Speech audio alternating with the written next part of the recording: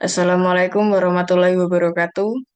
Di sini kami akan mempresentasikan hasil kerja kelompok kami, yaitu proposal penelitian dengan judul Pengembangan Bank Sampah Online untuk Meningkatkan Nilai Ekonomi Masyarakat.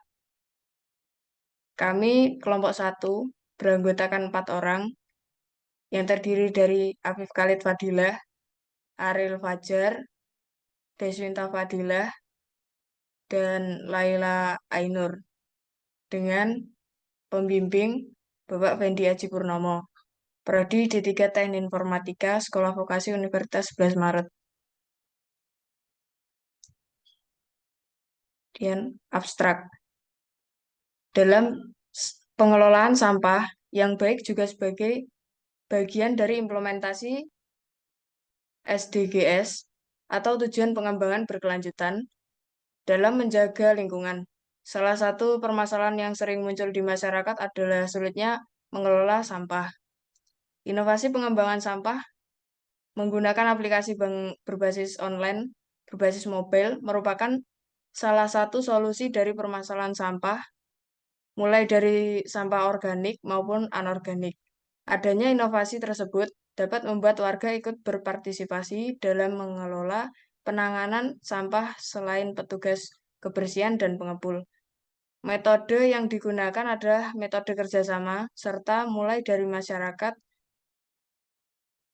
petugas kebersihan, dan juga pengepul sampah dengan menggunakan aplikasi bank sampah berbasis mobile, sehingga dapat membuat permasalahan sampah akan teratasi. Hasil penelitian ini dapat diketahui dengan penguji cobaan sebelum benar-benar digunakan sehingga dapat dilakukan sebuah evaluasi agar saat diaplikasikan dapat berjalan dengan baik. Kata kunci, jemput sampah, daur ulang, sampah jadi uang, dan digitalisasi lingkungan. Kemudian bab 1 pendahuluan 1.1 yaitu latar belakang masalah. Pengelolaan sampah yang baik juga sebagai bagian dari implementasi SDGs dalam menjaga lingkungan. Salah satu penyebab terjadinya pencemaran lingkungan yang dapat mengakibatkan rusaknya lingkungan adalah sampah. Sampah merupakan bagian yang tidak dapat terpisahkan dari kehidupan manusia, karena pada dasarnya semua manusia pasti menghasilkan sampah. Sampah dapat menimbulkan bau serta dapat menimbulkan penyakit. Sampah merupakan bahan hasil aktivitas manusia maupun proses alam. Keberadaan tempat pembuangan sampah umum, petugas kebersihan, dan pengepul masih kurang efektif dalam mengatasi permasalahan ini. Sampah memang masalah yang sulit diatasi masyarakat. Dengan melihat masih banyaknya sampah berjajaran di jalan atau di tempat-tempat umum lainnya, dan bahkan masih sering dijumpainya tempat sampah yang overload, sehingga menimbulkan bau secara serta ketidaknyamanan di lingkungan. Maka harus dibuat inovasi untuk mengatasi sampah dengan memanfaatkan kemajuan teknologi. Aplikasi Android Bank Sampah adalah suatu aplikasi yang digunakan untuk mengelola serta memilah jenis-jenis sampah secara online dan dapat menukar sampah menjadi uang. Pada penelitian ini, menggunakan aplikasi Android, di mana pengguna smartphone Android juga banyak dipakai oleh kalangan manapun. Dengan adanya aplikasi ini, tidak hanya petugas kebersihan, pengepul sampah, tetapi juga masyarakat dapat dengan mudah memilah dan mengelola sampah, serta dapat ikut berpartisipasi mengatasi permasalahan ekonomi masyarakat, serta melalui manajemen sampah memiliki nilai ekonomis. Kemudian 1.2 yaitu identifikasi masalah. Berdasarkan latar belakang yang sudah dideskripsikan, masalah ini dapat diidentifikasi. Yang satu, volume sampah terus-menerus naik hingga masih sering dijumpainya sampah berceceran di jalan ataupun tempat sampah yang overload. Yang kedua, sampah yang menimbulkan pencemaran lingkungan dan menyebabkan penyakit. Yang ketiga, diperlukannya inovasi agar masyarakat dapat ikut berpartisipasi dalam mengatasi permasalahan sampah. Kemudian yaitu 1.3, rumusan masalah. Berdasarkan pada uraian latar belakang, maka rumusan masalah akan dibahas. 1. Bagaimana cara agar masalah sampah dapat berkurang. Kemudian yang kedua, bagaimana cara supaya tidak hanya petugas kebersihan dan pengepul sampah saja yang bekerja, namun masyarakat dapat ikut serta berpartisipasi mengatasi permasalahan sampah. Kemudian yang ketiga, inovasi apa yang dilakukan agar dapat diakses dengan mudah oleh masyarakat, agar dapat ikut berpartisipasi dan memanfaatkan kemajuan teknologi dalam mengatasi permasalahan sampah. 1.4 yaitu tujuan penelitian. Adapun tujuan penelitian adalah sebagai berikut. Yang pertama, merancang sebuah aplikasi pemilah sampah sesuai jenis yaitu aplikasi bank sampah. Kemudian yang kedua, membangun aplikasi bank sampah berbasis Android agar mudah diakses oleh semua kalangan. Yang ketiga, melakukan pengujian terhadap aplikasi Android bank sampah. Dan yang keempat, melakukan analisis hasil akhir aplikasi Android bank sampah. Di sini 1.5 adalah manfaat penelitian. Penelitian ini mempunyai manfaat baik secara teoritis maupun secara praktis, yaitu yang pertama, manfaat teoritis. Penelitian ini diharapkan dapat memberikan cara agar tidak hanya petugas kebersihan dan pengepul saja, namun masyarakat ikut serta berpartisipasi mengatasi masalah sampah. Kemudian yang kedua, manfaat praktis. Yang pertama, bagi petugas kebersihan. Petugas kebersihan yang keliling tidak menentu kini dapat lebih efisien dengan menggunakan eh, aplikasi, mengetahui kapan harus keliling dan adanya aplikasi bank sampah ini. Kemudian yang kedua, bagi pengepul yang dahulunya harus keliling atau bahkan mencari pelanggan untuk dibeli sampahnya untuk didaur ulang, kini dapat terbantu dengan adanya aplikasi bank sampah. Kemudian yang ketiga, bagi masyarakat dapat mengatasi permasalahan-permasalahan yang timbul disebabkan oleh sampah, mulai dari masalah pencemaran lingkungan, bau yang ditimbulkan sampah, bahkan masalah kesehatan yang ditimbulkan, serta masyarakat dapat menukar sampah menjadi uang dengan adanya aplikasi Android bank sampah. Kemudian bab 2, tinjauan pustaka akan dilanjutkan oleh teman saya. Bab 2, tinjauan pustaka. Berdasarkan permasalahan yang diangkat, terdapat beberapa teori serta konsep yang digunakan sebagai acuan dalam proses pembahasan hasil penelitian. Selain menjelaskan teori yang akan digunakan, dalam bab ini juga akan ditampilkan beberapa penelitian terdahulu yang didapat dari bahan bacaan jurnal, buku, dan hasil penelitian yang telah dilakukan sebelumnya mengenai aplikasi bank sampah berbasis Android. 2.1 Sampah. Sampah merupakan material sisa yang tidak diinginkan setelah berakhirnya suatu proses. Sampah didefinisikan oleh manusia menurut derajat keterpakaiannya. Dalam proses-proses alam sebenarnya tidak ada konsep sampah. Yang ada hanya produk-produk yang dihasilkan setelah dan selama proses alam tersebut berlangsung. Sampah dibedakan menjadi beberapa jenis, yaitu sampah organik, anorganik, dan beracun. Sampah organik adalah sampah yang berasal dari sisa-sisa makhluk hidup seperti tumbuhan, hewan, maupun manusia yang dapat membusuk dan terurai. Sampah anorganik adalah sampah yang dapat didaur ulang dan tidak dapat diurai. Sampah beracun atau B3 adalah sampah yang mengandung zat-zat yang dapat membahayakan manusia maupun lingkungan. 2.2 Bank Sampah. Bank Sampah adalah sebuah lembaga yang bergerak di bidang bisnis pengelolaan sampah yang aktivitasnya meliputi proses pengumpulan sampah yang sudah dipisahkan berdasarkan jenisnya sampai proses distribusi ke pabrik daur ulang atau pencacah sampah. Program bank sampah merupakan suatu sistem pengelolaan sampah secara kolektif dengan prinsip daur ulang. Metode ini bisa meningkatkan nilai ekonomis dari sampah kering. Sementara masyarakat yang bertindak sebagai nasabah bank juga akan mendapat keuntungan. Mereka bisa punya tabungan yang bisa diambil sesuai kebutuhan. Semua kegiatan dalam sistem bank sampah dilakukan oleh masyarakat. Seperti halnya bank konvensional, bank sampah juga memiliki sistem manajerial yang operasionalnya dilakukan oleh masyarakat. Bank sampah bisa juga memberikan manfaat ekonomi untuk masyarakat. Dengan demikian, bank sampah akan memberikan dampak positif untuk lingkungan dan memperbaiki kondisi ekonomi di suatu komunitas. Sampah yang disetorkan oleh nasabah sudah harus dipilah. Persyaratan ini mendorong masyarakat untuk memisahkan dan mengelompokkan sampah, misalnya berdasarkan jenis material, plastik, kertas, kaca, dan metal. Jadi bank sampah akan menciptakan budaya baru agar masyarakat mau memilah sampah. 2.3 Algoritma pemrograman. Pengertian algoritma adalah susunan yang logis dan sistematis untuk memecahkan suatu masalah atau untuk mencapai tujuan tertentu. Dalam dunia komputer, algoritma sangat berperan penting dalam pembangunan suatu software. Struktur algoritma antara lain A sekuensial atau runtunan. Pada struktur sekuensial ini, langkah-langkah yang dilakukan dalam algoritma diproses secara berurutan, dimulai dari langkah pertama, kedua, dan seterusnya. Pada dasarnya, suatu program memang menjalankan suatu proses dari yang dasar seperti struktur ini.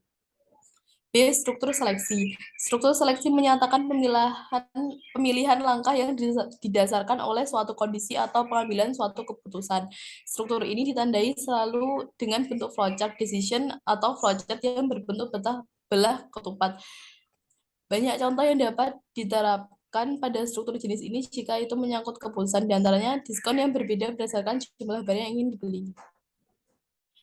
C. Struktur perulangan. Struktur ini memberikan suatu perintah atau tindakan yang dilakukan beberapa kali. Misalnya, jika teman mau menuliskan kata belajar Java sebanyak 10 kali, akan lebih efisien jika teman menggunakan struktur ini daripada sekedar menuliskannya berturut-turut sebanyak 10 kali. 2.4 Aplikasi Android. Aplikasi merupakan suatu subteks perangkat lunak komputer yang memanfaatkan kemampuan komputer langsung untuk melakukan satu tugas yang diinginkan pengguna.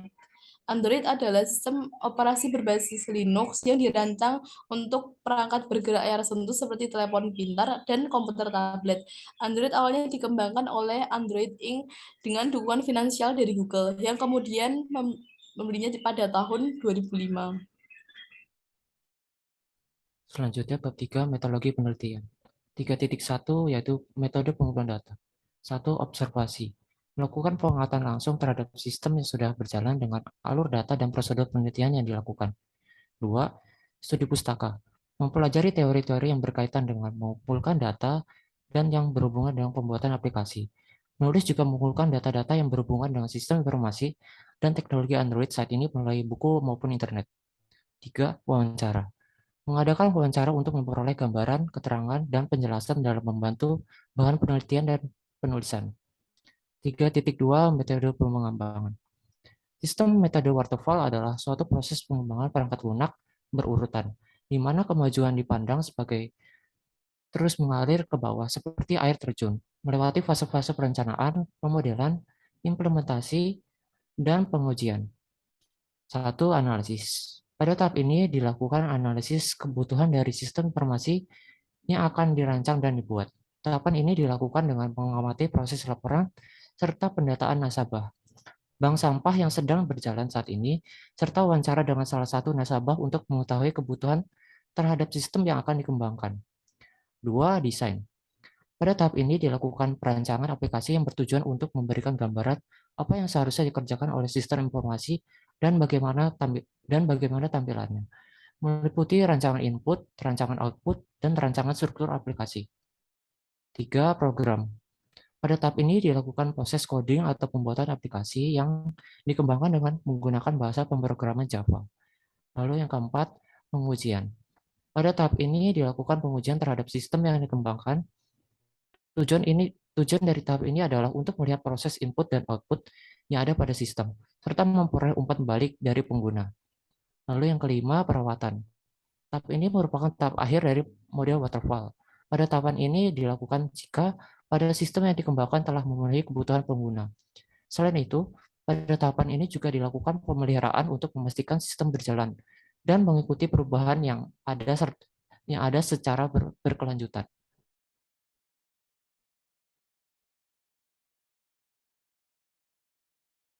Bab 4. Hasil dan pembahasan.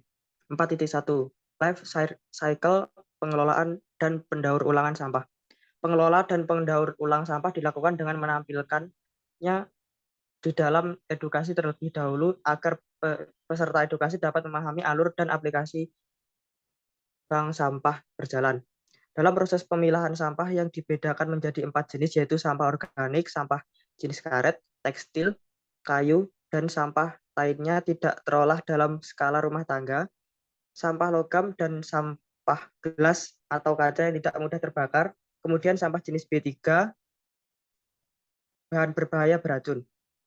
Alur pengelolaan dan pendaur ulang sebagai berikut. 1. Pemilahan pertama difokuskan pada sampah organik yang masuk ke TPA, yang hal ini bertujuan agar sampah organik yang masuk ke TPA dapat dimanfaatkan dan terolah menjadi kompos. Sampah kompos akan dikelola oleh sebuah unit pengelola organik untuk berperan untuk mengelola sampah yang awalnya masuk ke TPA dan residu-residu dari unit pengelola sampah yang ada di skala rumah tangga maupun perkotaan. 2. Selanjutnya adalah sampah untuk jenis karet, tekstil, kayu, dan sampah lainnya yang tidak terolah dalam skala rumah tangga, sehingga timbulnya terus bertambah di TPA akan diangkut dahulu ke unit yang pengelola sampah tersebut. Tetapi tidak hanya sampah jenis ini, sampah kertas dan plastik pun akan masuk dalam tahap pemrosesan akhir. Alternatif yang dipilih untuk menginventarisasi sampah dalam bentuk energi, salah satunya sebagai alternatif bahan bakar. Hal tersebut dikarenakan mayoritas limbah padat memiliki nilai kalor. Nilai kalor pada limbah ini adalah fungsi kandungan karbo yang terdapat di sampah. Alternatif tersebut menjadi salah satu solusi yang paling efektif untuk mengurangi sampah jenis industri maupun perkotaan. Akan ada sebuah unit untuk mengatasi sampah jenis ini sehingga seluruh residunya akan lebih dekat untuk diangkut dan ditimbun ke TPA. 3. Sampah selanjutnya yaitu sampah logam dan sampah gelas atau kaca yang tidak mudah terbakar. Ini dipisahkan dan diolah melalui sebuah unit pengelola sampah. Sampah jenis ini dapat didaur ulang dan didaur ulang melalui unit pemilah khusus untuk dimanfaatkan kembali. 4. Selanjutnya jenis sampah keempat adalah sampah jenis B3 yang ada di TPA. Semua jenis sampah ini ditangani dengan direduksi melalui pengelolaan khusus guna tidak menimbulkan hal-hal yang tidak diinginkan terjadi. Salah satunya adalah masalah kesehatan bagi masyarakat maupun petugas apabila tidak disediakan unit khusus. 4.2. Edukasi kepada masyarakat mengenai aplikasi bank sampah. Kegiatan edukasi dengan metode presentasi dengan memanfaatkan laptop dan LCD proyektor untuk menayangkan materi PowerPoint yang dilengkapi dengan gambar-gambar, termasuk penayangan video pengelolaan sampah atau limbah dapur menggunakan teknologi komposter. Penggunaan laptop dan LCD proyektor dalam penyuluhan dan pelatihan membantu peserta lebih mudah memahami pengelolaan sampah di lingkungan. Metode demonstrasi digunakan untuk menunjukkan suatu proses kerja sehingga dapat memberikan kemudahan bagi peserta pelatihan. Demonstrasi dilakukan oleh tim pengabdi sebagai narasumber dengan harapan pelatihan dapat melaksanakan simulasi dengan baik. Kegiatan demonstrasi pengelolaan sampah rumah tangga dengan teknologi komposter dan pengelolaan bank sampah. Masyarakat memiliki partisipasi sangat tinggi sebagai peserta dalam mengikuti kegiatan edukasi tersebut, serta masyarakat sebagai peserta edukasi memiliki keinginan untuk mengatasi masalah sampah bersama-sama menggunakan aplikasi bank sampah. Di samping masalah sampah yang teratasi, kemudahan ini juga memberikan peluang bisnis dari sampah yang tidak memiliki nilai jual beli menjadi memiliki nilai ekonomis di mata masyarakat. 4.3. Proses bisnis pada aplikasi bank sampah. Pada pengaplikasiannya, bisnis pada bank sampah, masyarakat atau customer melakukan transaksi secara mandiri, yaitu dengan mengakses aplikasi bank sampah, kemudian mengaktifkan fitur untuk melakukan bisnis atau transaksi aplikasi bank sampah dengan berbagai unit sesuai dengan jenis sampah. Proses bisnis pada aplikasi bank sampah sebagai berikut. 1. Masyarakat atau customer mengakses aplikasi bank sampah yang telah diinstal, kemudian memilih fitur jual atau beli, lalu memasukkan jenis suatu sampah yang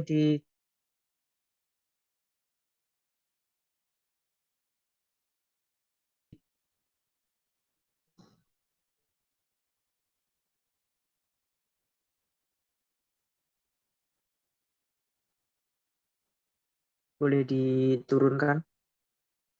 Oke, makasih. Pada aplikasi akan terdeteksi sesuai dengan lokasi dan jenis sampah yang sesuai, kemudian dapat dilakukan penjemputan sesuai titik lokasi yang diketahui atau lokasi customer yang melakukan transaksi oleh tukang sampah. 3. Pada titik penjemputan sampah akan dilakukan pengecekan jenis sampah agar sesuai, kemudian akan dilakukan penimbangan berat sampah agar diketahui nilai dan harga tersebut. 4. Setelah melakukan transaksi, petugas sampah yang telah mengambil semua titik lokasi penjemputan sampah akan menuju ke TPA untuk memilah semua sesuai jenis sampah yang telah dijemput pada hari ini. 5. Sampah yang telah terpilah di TPA akan dikelola oleh masing-masing unit untuk dimanfaatkan kembali atau didaur ulang kembali. 4.4. Algoritma aplikasi bank sampah. Algoritma customer menjual sampah. Berdasarkan flowchart di atas, customer melakukan login sebagai customer terlebih dahulu, kemudian memilih ikon jual sampah dan untuk menuju halaman penjualan sampah. Lalu customer akan memilih jenis sampah yang akan dijual, yaitu sampah organik atau anorganik, untuk memasukkan beberapa berat sampah yang akan dijual. Kemudian aplikasi akan menghitung harga sampah atau uang yang akan didapat oleh customer, lalu menampilkan harga tersebut pada layar. Jika customer memilih OK, maka petugas sampah akan menerima notifikasi bahwa ada customer yang ingin menjual sampah. B. Algoritma halaman petugas sampah. Berdasarkan flowchart di atas, petugas sampah melakukan login sebagai petugas sampah terlebih dahulu, kemudian memilih ikon ambil sampah untuk menuju halaman pengambilan sampah. Lalu petugas akan memilih lokasi pengambilan sampah yang diinginkan. Kemudian aplikasi akan menampilkan maps lokasi pengambilan sampah.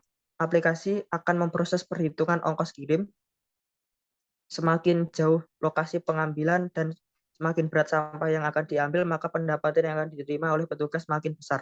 Lalu aplikasi akan menampilkan ongkos yang diterima petugas. Jika petugas memilih OK pada aplikasi untuk menunjukkan rute maps yang akan dilalui oleh petugas. Bab 5. Kesimpulan. Hasil dari penelitian ini adalah perancangan sistem aplikasi berbasis mobile. Aplikasi ini dapat membuat masyarakat memiliki fasilitas untuk mendapatkan jasa angkut sampah dan dapat memonetisasi sampah yang dibuang atau dijual tersebut, sehingga dapat mengurangi jumlah sampah yang ada dan menanggulanginya serta menambah kualitas ekonomi masyarakat. Aplikasi ini terdiri dari dua role user, yaitu customer atau masyarakat dan petugas sampah. Ada beberapa fitur utama dalam aplikasi ini, yaitu fitur jemput sampah, jadwal angkut sampah, cari TPA, dan fitur marketplace. Proses bisnis pada aplikasi ini dapat menguntungkan semua pihak. Dengan begitu, masyarakat dalam jumlah banyak diharapkan bisa lebih berpartisipasi dalam upaya penanggulangan sampah, khususnya di perkotaan. Sekian dari kelompok kami, kurang lebihnya mohon maaf.